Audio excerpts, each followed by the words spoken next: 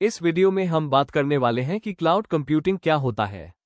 लेकिन सीधे technical terms में जाने के बजाय पहले हम एक सिंपल रियल लाइफ एग्जाम्पल से बेसिक कॉन्सेप्ट्स को समझेंगे, ताकि आपको चीजें आसानी से और क्लियरली समझ आएं। फिर धीरे धीरे हम क्लाउड कंप्यूटिंग की तरफ मूव करेंगे।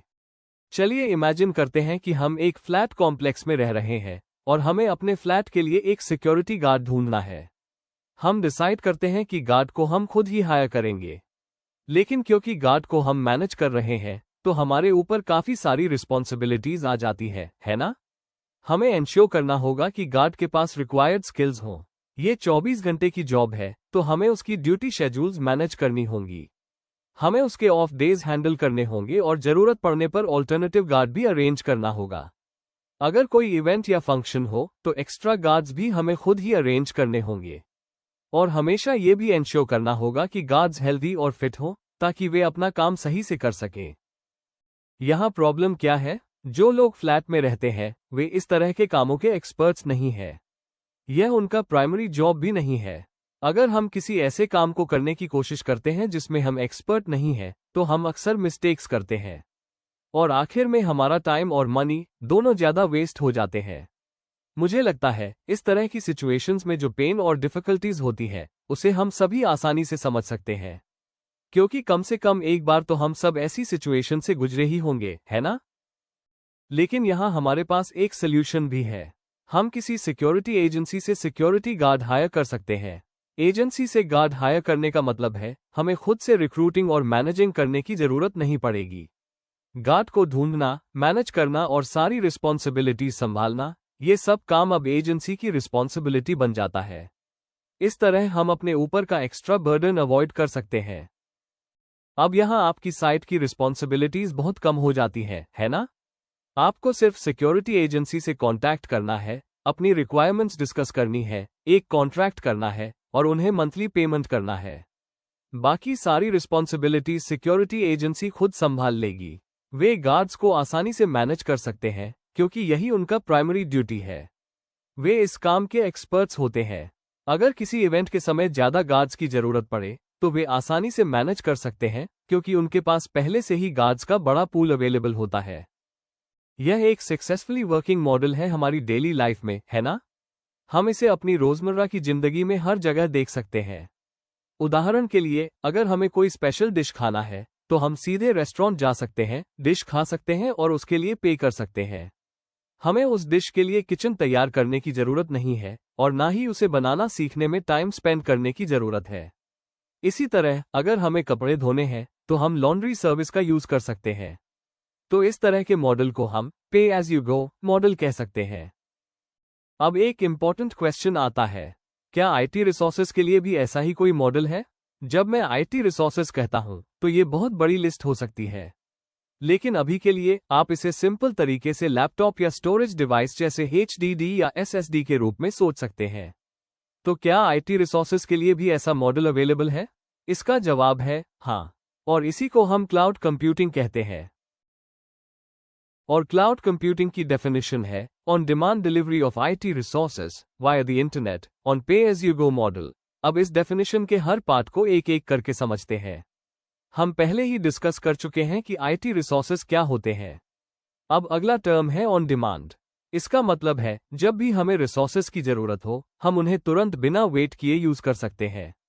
यहाँ एक इंपॉर्टेंट पॉइंट नोट कीजिए, हम आईटी रिसोर्सेज रेंट कर रहे हैं, लेकिन ट्रेडिशनल तरीके से नहीं। यह ऐसा नहीं है कि हम लैपटॉप रेंट करके उसे घर ले आए। इसके बजाय सब कुछ इंटरनेट के थ्रू एक्सेस किया जाता है। इसलिए क्लाउड कंप्यूटिंग यूज करने के लिए आपके पास सिर्फ एक कंप्यूटर और एक इंटरनेट कनेक्शन होना चाहिए। अगर आप आईटी फील्ड में नए हैं और सोच रहे हैं कि इंटरनेट के थ्रू आईटी रिसोर्सेज कैसे एक्सेस कर सकते हैं, तो फिलहाल इतना समझ लीजिए कि ये पॉसिबल है और इसके लिए टेक्नोलॉजी अवेलेबल है। आने वाले चैप्टर्स में हम डिटेल में सीखेंगे कि यह कैसे काम करता है। तो सिर्फ एक कंप्यूटर और इंटरनेट की मदद से आप हंड्रेड्स या थाउजेंड्स ऑफ कंप्यूटर्स क्रिएट कर सकते हैं और उन्हें मीनिंगफुल पर्पसेस के लिए यूज कर सकते हैं। अब चलिए समझते हैं कि पे एज यू गो मॉडल का क्या मतलब होता है। इसका मतलब है आप जितना यूज करते हैं उतना ही पे करते हैं। उदाहरण के लिए, अगर आप आज एक कंप्यूटर रेंट करते हैं और उसे 2 घंटे के लिए यूज करते हैं, तो आपको सिर्फ 2 घंटे का ही पेमेंट करना होगा। अगले दिन अगर आपको फिर से उस कंप्यूटर की जरूरत पड़े तो आप उसे दोबारा रेंट कर सकते हैं और सिर्फ जितना यूज करेंगे उतना ही पे करेंगे। इसका मतलब यह है कि अगर आपको किसी कंप्यूटर की जरूरत सिर्फ 2 घंटे के लिए है तो आपको उसे खरीदने की जरूरत नहीं है। आप उसे सिर्फ रेंट कर सकते हैं और उसके लिए पे कर सकते हैं। इस तरह आप काफी सारा पैसा सेव कर सकते हैं, है ना? तो हमने समझ लिया कि क्लाउड कंप्यूटिंग क्या है। अब बात करते हैं कि आज के करंट आईटी वर्ल्ड में यह इतना इंपॉर्टेंट क्यों है। मान लीजिए आप एक वेबसाइट सेटअप करना चाहते हैं। उसके लिए आपको एक वेब सर्वर चाहिए। सिंपल शब्दों में कहें तो वेब सर्वर भी एक कंप्यूटर ही होता है। अब सोचिए आपको किन किन चैलेंजेस का सामना करना पड़ेगा। सबसे पहले आपको सारे कंप्यूटर्स खरीदने के लिए कैपिटल एक्सपेंस अरेंज करना होगा। उन्हें रखने के लिए एक सेफ प्लेस ढूंढनी होगी। फिर 24 घंटे कंटिन्यूअस इलेक्ट्रिसिटी और इंटरनेट इंश्योर करना होगा। उन्हें मेंटेन करने के लिए स्टाफ अपॉइंट करना होगा। इन सब चीजों में काफी ज्यादा मनी और एफर्ट लगता है। और जैसा हमने पहले डिस्कस किया, अगर आप इस काम के एक्सपर्ट नहीं हैं, तो आपका टाइम और मनी दोनों ज्यादा वेस्ट हो सकते हैं। हो सकता है आप एक सॉफ्टवेयर डेवलपर हो और यह आपका प्राइमरी टास्क भी ना हो। इतनी सारी सेटअप करने के बाद भी हम यह नहीं कह सकते कि हमारा सिस्टम स्केलेबल है। आज के करंट आईटी वर्ल्ड में स्केलेबिलिटी एक बहुत इंपॉर्टेंट फैक्टर है। स्केलेबिलिटी का मतलब है सिस्टम की वह एबिलिटी जिससे वो लोड के अनुसार अप और डाउन हो सके। लेकिन हमारा ट्रेडिशनल सिस्टम स्केलेबल नहीं है क्योंकि उसके पास फिक्स्ड हार्डवेयर और फिक्स्ड कैपेबिलिटी होती है। इसे आप अपने पर्सनल लैपटॉप से समझ सकते हैं। क्या आपका लैपटॉप हर तरह के गेम्स रन कर सकता है?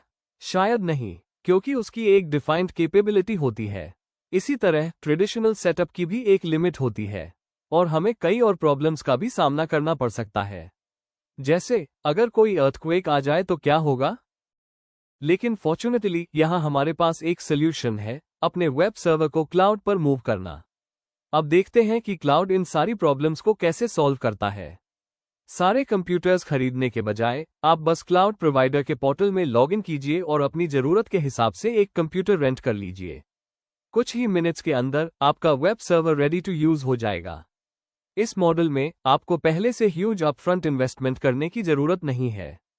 आप सिर्फ जितना यूज करेंगे उतना पे करेंगे। आपको मेंटेनेंस की भी चिंता नहीं करनी पड़ेगी।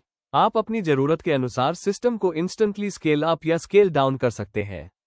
ये सारी रिस्पॉन्सिबिलिटीज क्लाउड प्रोवाइडर्स खुद हैंडल करते हैं, बिल्कुल उसी तरह जैसे हमने पहले सिक्योरिटी एजेंसी एग्जाम्पल में देखा था। क्लाउड प्रोवाइडर्स जैसे AWS, अजूर या गूगल क्लाउड, इनके पास बहुत बड़ा कस्टमर बेस होता है। इसलिए इनके पास बहुत बड़े डेटा सेंटर्स होते हैं और ये हमें जरूरत के अनुसार आईटी रिसोर्सेज इंस्टेंटली प्रोवाइड कर सकते हैं। ये लोग इस तरह की सिस्टम्स को मैनेज करने में एक्सपर्ट्स होते हैं।